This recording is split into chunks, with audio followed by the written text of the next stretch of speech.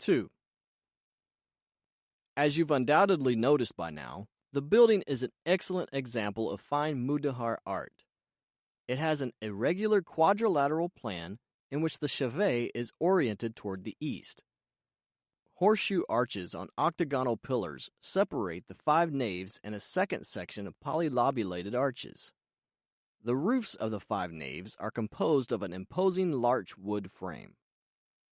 The stucco capitals that top the pillars stand out for their magnificent artwork, with decorations of ribbons, volutes, and pine cones.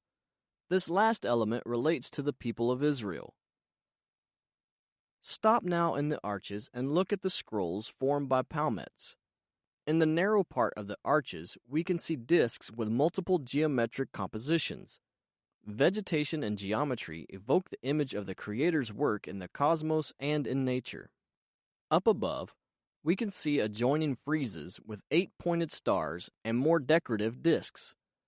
The last one on the right of the central nave contains the famous Jewish sign of the Magen David, also known as the Star of David. I'll explain the meaning of this symbol later in the audio guide. Now, focus your gaze downward. 2 floors have been found here before the present one, which is from the 19th century. The original didn't survive.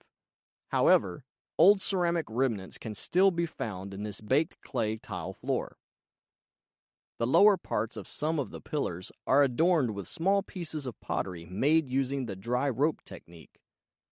These are called alazars and date from the 16th century, around the time of the reshuffling of the Silicio cardinal.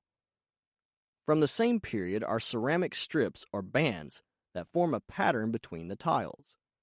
These were made using the Aras technique and covered in Renaissance patterns.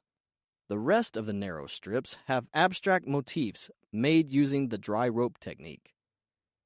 Those in blue and orange on a white background belong to the current era.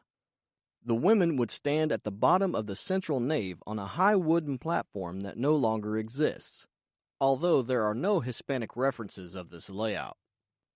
This wooden platform was on the same axis formed by the Hejal, or the Holy Ark, which is a small decorated cabinet where the scrolls are kept with a Torah parchment, as well as the Bima or the Almamar, which is the platform from where the Torah was read.